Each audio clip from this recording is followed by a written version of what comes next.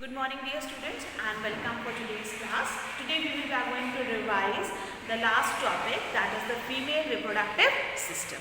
Now when we talk about the female reproductive system, the organ which comes into our mind is the ovaries. Now ovaries, what is its shape? The shape of the ovaries is almond-like and they are found in the lower abdominal cavity. 2 in number. What is the number? They are 2 in number and they secrete one egg cell cake. They are responsible of secreting egg cell. Now, what is the most important thing which you have to remember here? That suppose 2 ovaries are there. Like 1 month, right ovary releases 1 egg cell. The next month, which is going to, the left ovary is going to release 1 egg cell. So, the number of egg cell released by the ovary is only 1. Okay, it is not like the sperm cells which were secreted in larger number, but egg cells are only 1 egg cell is secreted by either either of the ovary in one particular month. Then with that it also secretes 2 main hormones, that is estrogen and the progesterone. Okay, estrogen and the progesterone hormones are secreted by the ovary. Then the next organ followed by it is the fallopian tube, and this tube connects the ovary to the uterus. Fine. And what else is the importance of this fallopian tube? The importance of this fallopian tube is that it is the one where fertilization is taking place, or it is the place where fertilization is taking place. That means the sperm cell has to reach up to which part? Up to the fallopian tube. If the sperm cell has not reached to the oviduct or the fallopian tube, fertilization is not going to happen. Okay, so that is the important condition, that the sperm cell has to reach up to the oviduct or the fallopian tube for the process of fertilization. And then that means now from the ovaries, the egg cell has to reach up to where? It has to reach to the fallopian tube. Fine. Then comes the last, you can say the next organ, that is the uterus. Now uterus is also commonly called as what? It is called as womb, and shape is spear-like. It is highly muscular, and after the fertilization has taken place, what happens? The embryo fixes itself into the walls of the uterus, and once the embryo has got fixed into the walls of the uterus, that condition is called as what? It is called as the pregnancy. Okay. It is a hollow pear-shaped organ which is connected to the fallopian tubes on both the sides. The development of fertilized egg and fetus takes place here. So, it is a place which is providing nutrient to the developing fetus. Now, it lies in the lower abdomen behind and above the urinary bladder. Then followed is cervix. It is the lower part of the uterus is called as, the lowermost part of the uterus is called as the cervix. The cervix open into a muscular tube, and that tube is known as what? Vagina. It receives the sperms and serves as the, so both two functions vagina is doing. First of all, it is doing what? It is receiving the sperm, and second of all, it is also working like a birth canal. In normal delivery, the child takes birth through this vagina. Is that clear? So, we have just revised about the various organs of the female reproductive system, and what was organs? The first one was ovary, the second one was the fallopian tube, third was the uterus, then the cervix, and the last one is vagina. Then structure of an egg cell. Okay, what is the structure of an egg cell?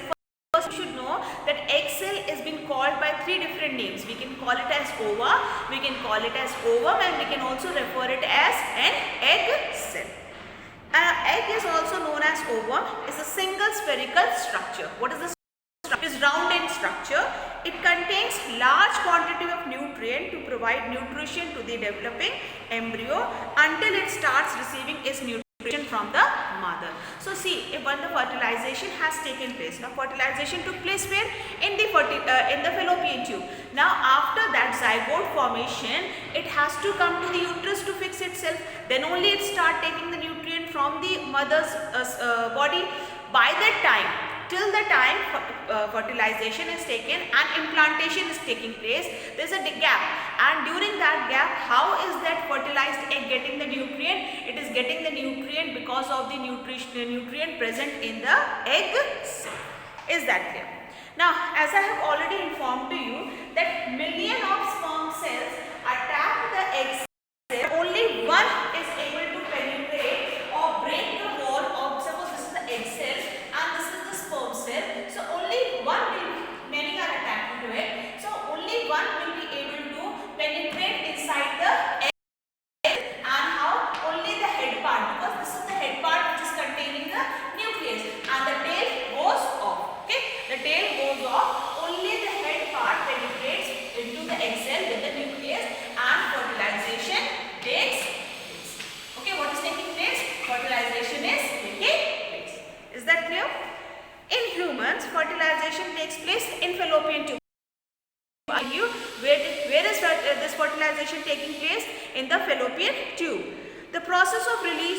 egg by the ovary. Now, egg is being released by the ovary, and that is known as what? It is being called as ovulation. What it is called as? Ovulation means release of what? Release of egg cell. And egg cell from where? From the ovary. That is called as ovulation. The sperms that enter the vagina swims upward with the help of their tail. That is why they have been provided with the tail, so that they can move upwards. Out of the million of sperms, only a few reach the upper part of the fallopian tube or the oviduct through the uterus. The rest of them die on the way and are getting absorbed. Absorbed by who? Absorbed by the walls of the female reproductive system. The muscular walls of the female reproductive system, they are absorbing the dying sperm cells. There happens to be an egg in the oviduct. It gets fertilized by one single sperm. So even in the diagram I have told you that many will attack. Okay, many will attack the egg cell, but only one sperm cell is able to penetrate into the egg cell. The nucleus of the sperm fuses with the nucleus of the egg and forms the zygote, which is the basic unit of life. And every now and then, I'm telling you that the fusion of the sperm and the ova cell gives rise to the next cell, and that is called as what? It has been called as the zygote, or it has been referred as the zygote. The zygote moves from the oviduct to the uterus, where further development takes place. Is that clear? Now, development of the embryo. All this content which is present in the no more, it is important because you may get terminologies from there to answer. Okay, it's not that it is of no importance, they are important. Now, development is the process of formation of individual from zygote. Now, zygote is the first stage. After that, embryo stage. After that, fetus. And I have already informed you, till the time the baby remains inside the womb of the mother, we do not call it as a baby, we call it as a fetus. Okay, we call it as a fetus. Once it has taken birth, then only we will be calling it as a child. But before, till the time it is inside the mother's womb, it will be referred as what? It will be referred as the fetus. The zygote develops into a small ball of multiple cells and reaches the uterus. Fixes or implants itself on the uterus wall through the process called as implantation. Now you got one terminology as ovulation, second terminology is implantation. Now what is implantation? Implantation means the fixing of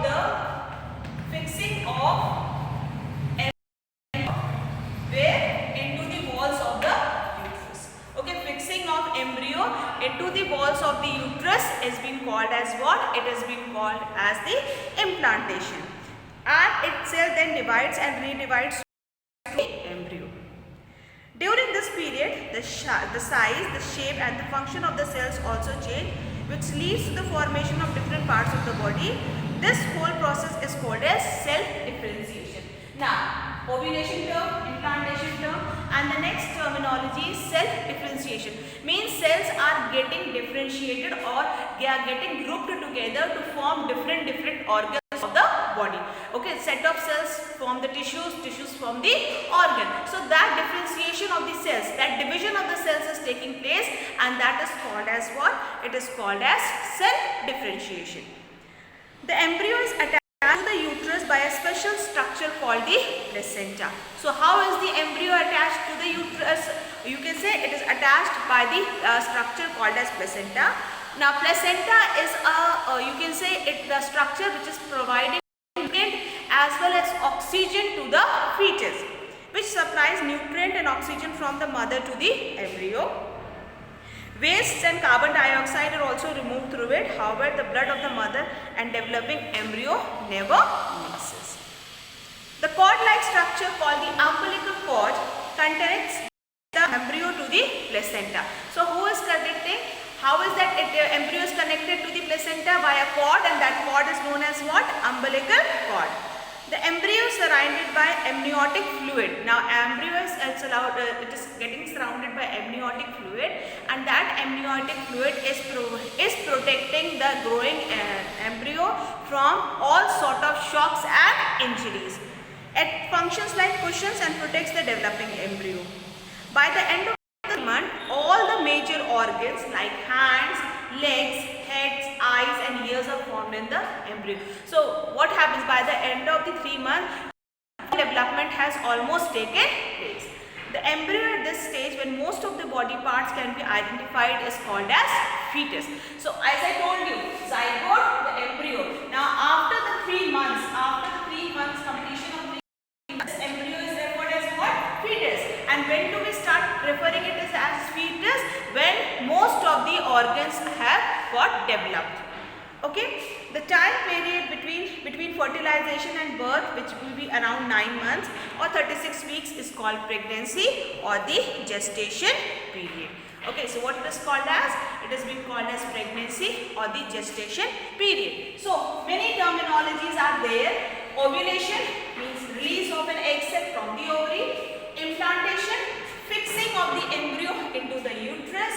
Then comes cell differentiation, means the grouping of the cells to form different organs. Then we have after that we have the gestation period or the pregnancy, the 9 months till the time a fetus has not taken birth, that is known as the condition of pregnancy. Is that clear to you? So when you are preparing for your exam, you should prepare with all these terminologies, because all these terminologies are very important, and they can come in one word or they can come in name the following, or even in the form of your fill in the blanks or false, or choose the correct option. Okay, it is not necessary that the questions which are given at the back of the lesson, they will be only they are coming in the form of the fill in the blanks or true and false. No, you may get questions from between the chapters also. So please prepare yourself according to that. We don't want that once you get your question paper, you start creating a nuisance that this question is anything which is there in the book, which is there in the chapter, can be framed into a question and it can be asked, whether it is given in the chapter as a topic to learn or as no more. Even there also you may get the question, and the question can be of various forms. Okay, diagrams, already I have informed to you that these diagrams are important. In spite of telling to draw the diagrams, the copies which were corrected, many of them have not drawn the diagram, completed the work, and I really wonder how are you going to prepare for your examination or give the examination. So it's a humble request from all of you, please complete your work so that you do not face any problem in the class, okay, or giving the examination. And again I am reminding, please see what the question is asking. Blindly do not write the answers. There can be changes in the question. Okay, there can be certain changes in the question. So just do not blindly write whatever you have written in the copy. Just see what the question is asking, and then according to that you reply or you answer. Okay. So thank you dear students for the class, and just best of luck for your upcoming examination.